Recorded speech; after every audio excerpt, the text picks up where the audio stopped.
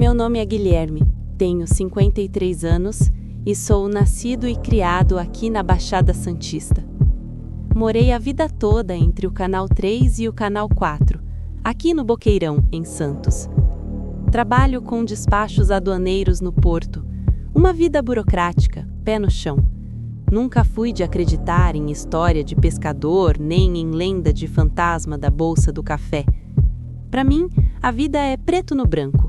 O que a gente vê, existe. O que não vê, é conversa fiada. Ou, pelo menos, era assim que eu pensava até o mês passado. Quem mora aqui ou veraneia na cidade conhece a fama dos nossos prédios.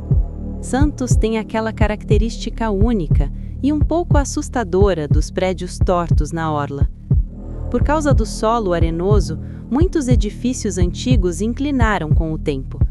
Alguns a gente convive, outros a situação fica tão crítica que a Defesa Civil interdita. Eles esvaziam tudo, lacram as entradas e o gigante de concreto fica lá, morto, escuro, esperando uma obra milionária de realinhamento que às vezes demora anos para começar. Eu moro no 10º andar de um prédio na rua Oswaldo Cruz. Da minha sacada, eu tenho a vista lateral para a Avenida Washington Luiz e, infelizmente, tenho a vista direta para um desses esqueletos. É um prédio de uns 12 andares, estilo anos 70, pastilhado. Ele foi evacuado há uns 3 anos. Rachaduras, risco de colapso, aquela burocracia toda. À noite, ele é um buraco negro na paisagem iluminada da cidade. Não tem uma luz de stand-by, não tem abajur, não tem TV, é só escuridão e janelas que parecem órbitas vazias de uma caveira. Eu tenho insônia crônica, coisa da idade e do estresse do porto. Meu ritual é sempre o mesmo. Quando minha esposa, a Márcia, pega no sono lá pela meia-noite, eu vou para a sacada fumar um cigarro e olhar o movimento, sentindo aquela maresia pegajosa que só Santos tem. Antes de eu te contar o que invadiu a minha paz e a minha casa, deixa eu te pedir uma coisa rápida. Se você curte esses relatos que mostram que o terror pode estar na esquina da sua casa, aqui no Brasil, já se inscreve no canal Arrepiei e ativa o sininho. Essas histórias servem de alerta, porque tem coisa que a gente vê e não deveria ver. Era uma terça-feira abafada. O relógio marcava 1h20 da manhã. A rua estava silenciosa. Só passava um ou outro ônibus da seletiva lá embaixo. Eu estava no segundo cigarro, apoiado no parapeito, olhando sem pretensão para o prédio interditado que fica a uns 30 metros de distância, do outro lado da rua. Foi quando eu vi. No 3º andar, 4ª janela da esquerda para a direita, havia uma silhueta parada. No começo, meu cérebro de despachante lógico buscou a resposta óbvia. É um vigia noturno fazendo ronda, ou talvez um invasor, um morador de rua que pulou os tapumes para dormir no seco. Mas continuei olhando. A fumaça do meu cigarro subia devagar. A figura não se mexia. E quando eu digo que não se mexia, eu não quero dizer que ela estava parada. Eu quero dizer que ela estava estática. Parecia um recorte de papelão preto colado no vidro. Não acenava, não usava lanterna, não fumava. Só observava. E parecia olhar direto para o meu andar. Achei que fosse uma mancha no vidro ou um reflexo da luz da rua. Pisquei, limpei os óculos, mudei de posição na sacada. A silhueta continuava lá. Havia algo errado na proporção. A janela de um apartamento padrão tem uma altura certa. Aquela coisa ocupava quase a altura total do vão. Se fosse um homem, teria que ter mais de 2,5 metros de altura. E era escuro demais, mais escuro que o breu de dentro do apartamento vazio. Fiquei incomodado, apaguei o cigarro e entrei. Deve ser um móvel que deixaram coberto com uma lona, pensei. No dia seguinte, encontrei a dona Neide no elevador. Ela é a síndica do meu prédio, aquela senhora que sabe da vida de todo mundo e adora uma fofoca. Dona Neide, aquele prédio da frente ali tem vigia noturno agora? Ela me olhou estranho, ajeitando a sacola de pão. Deus me livre, seu Guilherme. Tá tudo lacrado. A Defesa Civil soldou o portão mês passado porque a molecada estava entrando para pichar. Não entra nem vento lá. Por quê? Nada, nada. Impressão minha ter visto uma luz. Menti. Ela baixou o tom de voz como se contasse um segredo. O senhor não é o primeiro. O porteiro da noite, o Gilmar, diz que não gosta nem de olhar para lá. Diz que tem noite que as janelas parecem ter gente, mas gente não é. Aquilo ficou martelando na minha cabeça. À noite, a curiosidade venceu. Esperei a Márcia dormir e fui para a sacada. Dessa vez levei um binóculo antigo que eu usava para ver navios entrarem na barra. 1h20. Pontualmente. Lá estava ele. Terceiro andar. Mesma janela. Levantei o binóculo. Minhas mãos tremiam um pouco, o que me deixou com raiva. Homem velho com medo de sombra, resmunguei.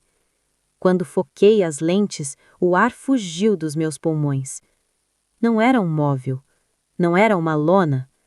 Era uma forma humanoide, mas as bordas do corpo eram difusas, como se fosse feito de fumaça densa ou estática de TV. Mas o pior não era o corpo, era o rosto. Através do binóculo, eu vi que, onde deveria haver um rosto, havia apenas uma superfície lisa, pálida, sem olhos, sem boca, sem nariz, uma máscara de carne cega.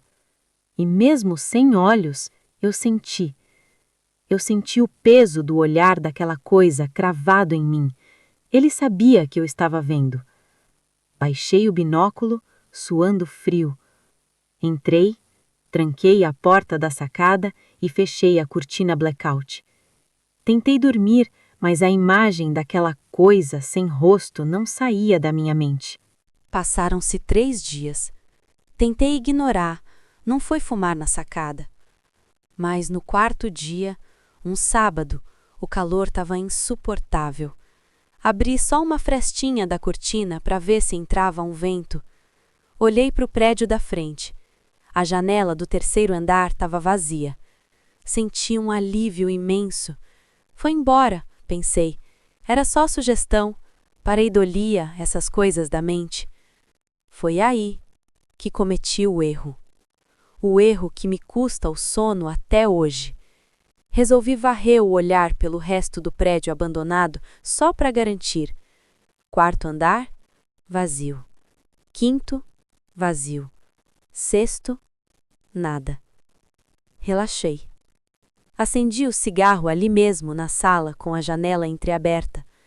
De repente, a fumaça do meu cigarro não foi puxada para fora pelo vento. Ela voltou para dentro, como se algo tivesse bloqueado a passagem de ar. Um frio gélido, que não combina com o verão de Santos, tomou conta da minha sala. Lentamente, com o coração batendo na garganta, eu olhei para minha própria sacada. Eu moro no 10º andar. Não tem como subir ali. Não tem apoio. É liso. Mas a silhueta estava lá, do lado de fora da vidro, colada na porta da minha sacada. Não era um reflexo. A coisa estava flutuando ou se segurando no vidro com mãos que eu não conseguia ver. Ela ocupava toda a extensão da porta de correr.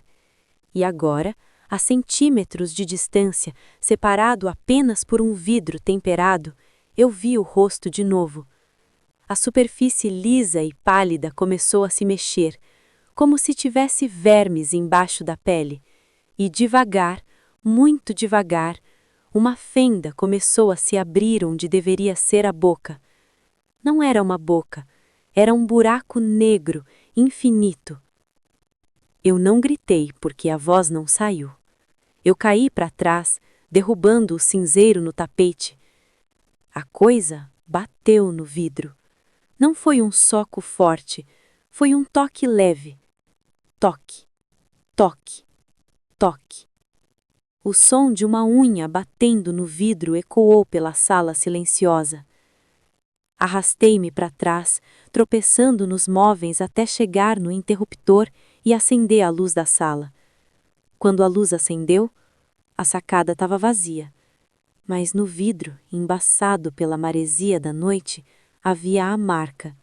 Uma marca de mão, com dedos longos demais, e não estava do lado de dentro, estava do lado de fora, no 10º andar.